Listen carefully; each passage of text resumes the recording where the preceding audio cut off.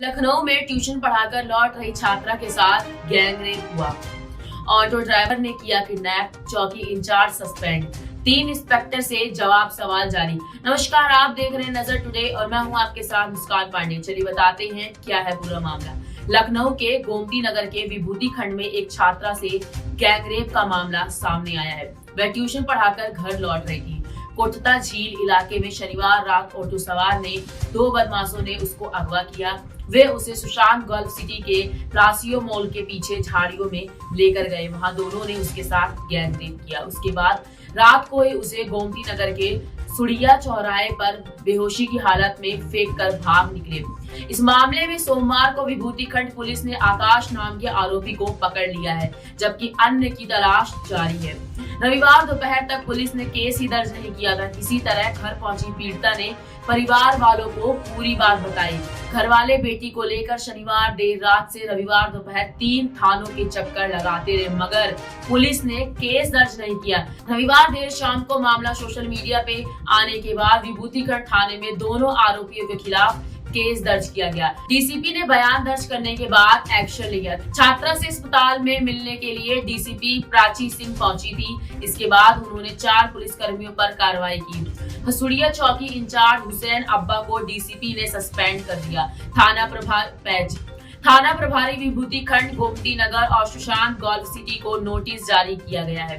घटना की जानकारी के बावजूद लापरवाही बरतने और सीनियर अधिकारियों से घटना को छुपाने के लिए नोटिस जारी करके जवाब मांगा गया है। पीड़िता ने अपनी कहानी अपने ही जुबानी बताई। कोचिंग पढ़ाकर ऑटो से घर लौट रही थी। 18 साल की छात्रा ने बताया, मैं लखनऊ के हुसैनगंज इलाके की रहने वाली हूँ। मैं कठोता चौराहे के पास रोज ट्यूशन पढ़ाने जाया करती थी। शनिवार शाम 4:30 बजे मैं ट्यूशन पढ़ाने के लिए गई थी। वहां से करीब 2 घंटे बाद वापस आने के लिए चौराहे से मैंने एक ऑटो लिया। उसमें ड्राइवर और एक अन्य युवक बैठा था। जब मैं ऑटो में बैठी तो मुझे लगा कि जो दूसरा व्यक्ति है वह वहां का सवारी है। छात्रा ने बताया, हुसिड़िया चौराहे के पास पहुंचते ही ड्राइवर ने ऑटो को शहीद पथ पर चढ़ा दिया। इस पर मैंने ड्राइवर को गलत दिशा बताने के लिए टोका। इस पर ड्राइवर ने सवारी लेने की बात कही और आगे निकल गया। थोड़ी दूर चलने के बाद मुझे कुछ संदेह हुआ तो मैंने शोर मचाना शुरू कर दिया। इस पर पहली बार दोनों ने मुझे डांटा, मगर मैं चुप नहीं रही। तो दूसरी बार शोर मचाने पर उन्होंने मेरे सिर पर किसी सामान से हमला कर दिया। इससे मैं बेहोश हो गई। प्लासियो मॉल के पास झाड़ियों में दिया गया था वारदात को अंजाम। पीड़िता ने बताया, दोनों युवक मुझे ऑटो से सुशांत गल्फ सिटी के प्लासियो मॉल के पीछे की झाड़ियों में लेकर गए। वहां मेरे साथ दोनों ने रेप किया।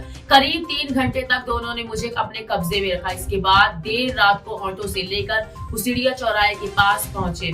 वहां सुनसान जगह देखकर ऑटो से नीचे फेंक कर मुझे भाग गए। उसने बताया, होश में आने के बाद मैंने अपने घर वालों को कॉल किया। इसके बाद मैं किसी तरह घर पहुंची। घर वाले मुझे लेकर हुसिड़िया चौराहे पर बने पुलिस थाने पर गए, लेकिन किसी ने मेरी कोई मदद नहीं की। 3 थानों की पुलिस ने मुझे 18 घंटे तक टरकाती रही। छात्र ने बताया, शनिवार शाम को मेरे साथ वारदात हुई थी। इसकी शिकायत लेकर मैं गोमती नगर थाने पहुंची। वहां मुझसे बोला गया कि मामला विभूति खंड थाने क्षेत्र का है, इसलिए वहां जाए।